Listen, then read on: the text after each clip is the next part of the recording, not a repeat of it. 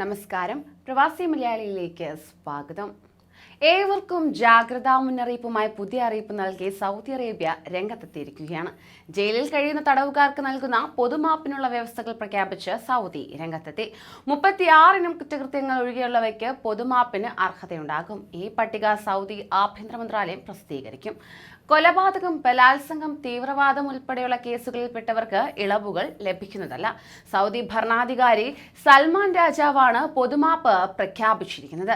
ബലാത്സംഗം, കൊലപാതകം, ദേശസുരക്ഷയെ ബാധിക്കുന്ന കുറ്റകൃത്യങ്ങൾ, രാജ്യത്തെ തകർക്കുന്ന ഭീകരപ്രവർത്തനം, ഖുറാനെ അവഹേളിച്ച കേസിൽ പിടിയിലായവർ, മയക്കുമരുന്നിന്റെ ഉപയോഗം തുടങ്ങിയ കുറ്റകൃത്യങ്ങളിൽ ശിക്ഷിക്കപ്പെട്ടവർക്ക് പൊതുമാപ്പ് ആനുകൂല്യം ലഭിക്കില്ല. പുതിയ പട്ടികയിൽ ഉൾപ്പെടാത്ത കുറ്റകൃത്യങ്ങൾ ചെയ്തവർക്ക് പുറമെ 2 വർഷവും അതിൽ കൂടുതൽ കാലം ജയിലിൽ കഴിഞ്ഞവർക്കും ഇളവ് ലഭിക്കാൻ അർഹതയുണ്ട്. ഇതുകൂടാതെ ശിക്ഷയുടെ 1/4 ഭാഗം പൂർത്തിയാക്കിയവർക്കും ഇളവ് ലഭിക്കാം.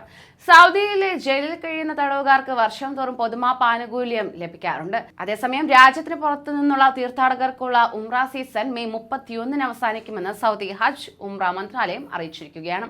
ഇസ്ലാമിക കലണ്ടർ പ്രകാരം ഷവ്വാൽ 30 വരെയാണ് വിദേശ തീർത്ഥാടകർക്ക് ഉംറ നിർവഹിക്കാൻ അനുവദിച്ചിരിക്കുന്ന സമയം എന്നത്. ഇത് മെയ് 31 വരികയെന്നും അധികൃതർ അറിയിച്ചിട്ടുണ്ട്.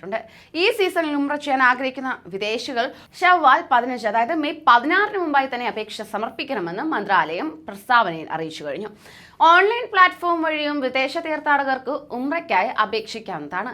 ഈ വർഷത്തെ ഹജ്ജിനുള്ള രജിസ്ട്രേഷൻ തീയതിയും മറ്റ് നടപടിക്രമങ്ങളും ഔദ്യോഗിക സംവിധാനത്തിലൂടെ വഴിയെ പ്രഖ്യാപിക്കുമെന്നും മന്ത്രാലയം വ്യക്തമാക്കി. കോവിഡ് വ്യാപനം രൂക്ഷമായതിനെ തുടർന്നുള്ള 2 വർഷത്തെ ഇടവേളയ്ക്ക് ശേഷം ഈ വർഷം ആദ്യമായാണ് വിദേശ തീർത്ഥാടകർക്ക് ഹജ്ജിന് അനുമതി നൽകുന്നത്. 2020 രാജ്യത്തകത്തുള്ള 1000 പേർക്കും കഴിഞ്ഞ വർഷം 60,000 പേർക്കും മാത്രമായിരുന്നു ഹജ്ജ് തീർത്ഥാടനത്തിന് അനുമതി നൽകിയിരിക്കുന്നത്. 2 വർഷത്തെ ഇടവേളയ്ക്ക് ശേഷം കൂടുതൽ വിദേശികൾക്ക് ഹജ്ജിന് സൗകര്യം ഒരുക്കുന്നതിനായി തന്നെ ഇത്തവണ ഹജ്ജ് തീർത്ഥാടകരുടെ എണ്ണം 10 ലക്ഷമായി വർദ്ധിക്കാൻ നേരത്തെ ഹജ്ജ് ഉംറ മന്ത്രാലയം തീരുമാനം കൈക്കൊള്ളുകയും ചെയ്തിരുന്നു. കൂടുതൽ പ്രവാസി വാർത്തകൾക്കായി ഈ ചാനൽ സബ്സ്ക്രൈബ് ചെയ്യൂ.